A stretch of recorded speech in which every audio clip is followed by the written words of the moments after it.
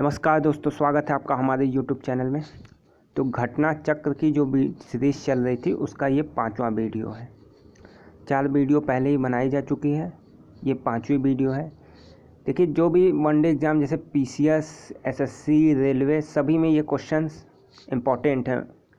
ठीक है, सभी परीक्षाओं में क्वेश्चंस आते हैं। जहाँ हिस्ट्री, जहाँ GS की बात होगी हिस्ट्री आएगा, वहाँ यही सब सारे क्वेश्चन रिपीटेड होते हैं।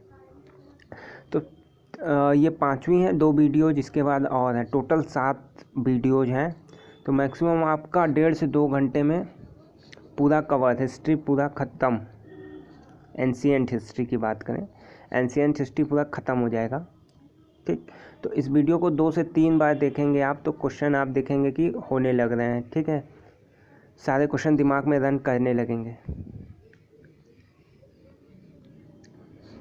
तो जिन्होंने नहीं देखा पिछला वीडियो जाके ज़रूर देखें।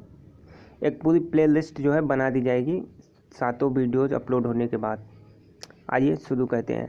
देखिए, आज गुप्त वंश पढ़ रहे थे तो गुप्त वंश के क्वेश्चन। गुप्त राजवंश किस लिए प्रसिद्ध था? तो ए, कला और स्थापत्य।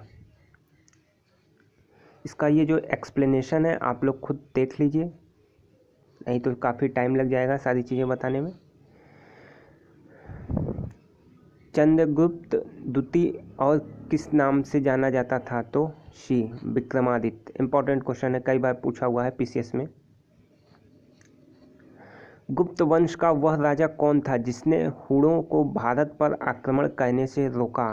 तो स्कंद गुप्त। युग प्रवर्तक, गुप्त युग के प्रवर्तक कौन था? तो सी, चंद्रगुप्त। गुप्त काल में चांदी के सिक्कों को क्या कहते थे? तो आंसर बी, रुपयक। ये भी क्वेश्चन जो है PCS में आया हुआ है। महरौली में लौह रहित लौह स्तंभ किसने स्थापित किए? तो गुप्त। हरिसेन निम्नलिखित राजाओं में से किसका राजकवि था? तो समुद्रगुप्त का। ये एक्सप्लेनेशन आप लोग पढ़ लीजिए। गुप्त राजा जिसने विक्रमादित्य की पदवी ग्रहण की थी वह था तो चंद्रगुप्त द्वितीय।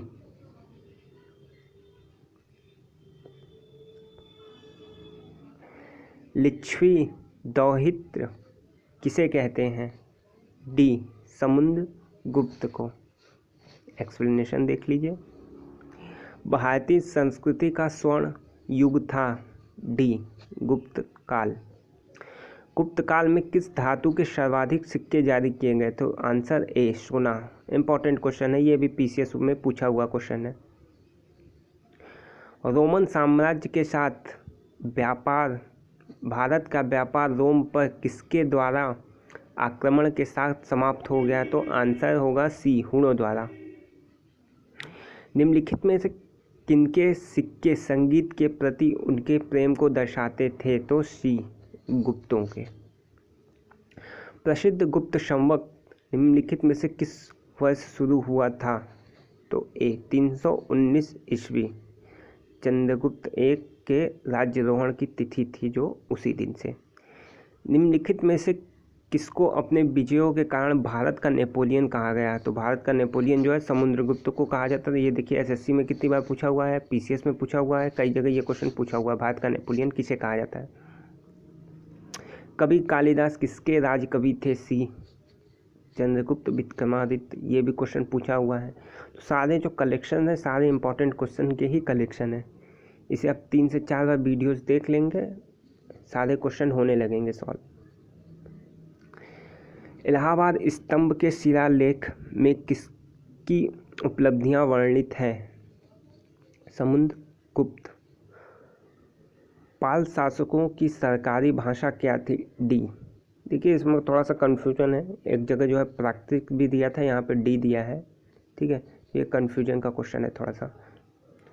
निम्नलिखित में से वह व्यक्ति कौन है जो चिकित्सक नहीं थे? सी, चावार्क। ये भौतिकवादी दार्शनिक थे। बाकी ये सुश्रुत, चरक और धन्वंतरी तीनों जो है चिकित्सक। किसके दरबार के थे ये भी आप लोग देख लीजिएगा। देखिए एक क्वेश्चन से 2 से 3 4 कई क्वेश्चन हो सकते हैं, बस उसी पे आप सोचिए कि ये किसके दरबारी कवि थे, ये आप लोग देख लीजिएगा। गुप्त शासन के दौरान निम्नलिखित में से ऐसा कौन व्यक्ति था जो महान खगोल वैज्ञानिक और गणितज्ञ दोनों था? तो आर्यभट्ट। अब ये आप लोग देखिए किसके दरबार में थे ये आर्यभट्ट, ये लोग किसके दरबारी थे? प्राचीन भारत के विख्यात चिकित्सक धन्वंतरि ने अपना परामर्श किसके दरबार में दिया था? तो सी चंद्रगुप्त द्वितीय। फहियान किसके शासनकाल के दौरान भारत आया? मोस्ट इम्पॉर्टेंट क्वेश्चन, कई बार पूछा हुआ है, पीसीएस में भी पूछा हुआ है। आंसर ए चंद्रगुप्त द्वितीय। देखिए कौन यात्री किसके शासनकाल में आया, इसको एक पेज पर पूरा पर्टिकुलर नोट से आप लोग बना लीजिए, कौन किसके शासनकाल में आया, यहाँ से क्वेश्चन आते हैं।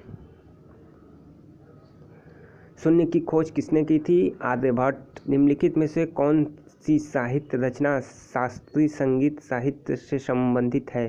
सी मेघदूतम, कालिदास की लिखी हुई। कालिदास की इन सारी रचनाओं को आप देख लीजिएगा। वराहमिहिर क्या थे?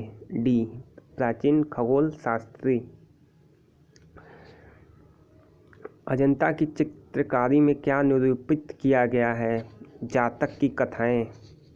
देख लीजिए अजंता की गुफाओं में जातक की कथाएं। संगम काल में रोमन व्यापार का केंद्र? B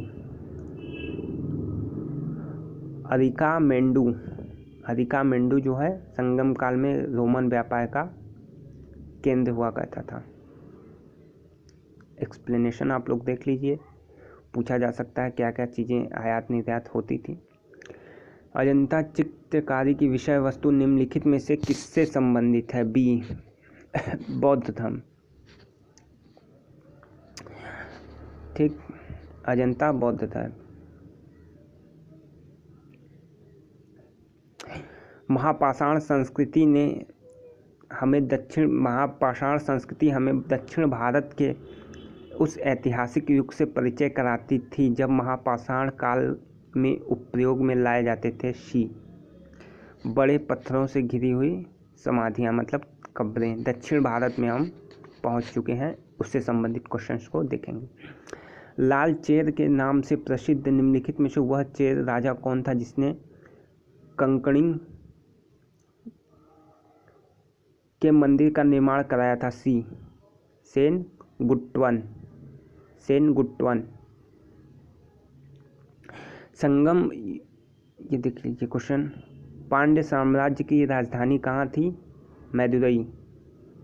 B option Madurai. Sangam युग का संबंध कहाँ के इतिहास से है? तो संगम युद्ध का संबंध जो है तमिलनाडु के इतिहास से है। सी तो ये 5वीं वीडियो ख़त्म। पसंद आई हो तो लाइक करिए, चैनल से जुड़ जाइए ताकि जो भी आगे वीडियो आने वाले हैं सभी आप तक पहुंच सकें। एक साथ तो वीडियो को मर्ज करा के एक वीडियो बनाई जा सकती है कि सब 1 घंटे 1.5 घंटे में सारी चीज़ें कवर हो जाए। ठीक है, तो चैनल से सब्सक्राइब करिए, नीचे कमेंट में बताइए कैसा लगा। तो आगे और भी जियोग्राफी साइंस ये सब की भी सीरीज़ जो है चालू की जाए।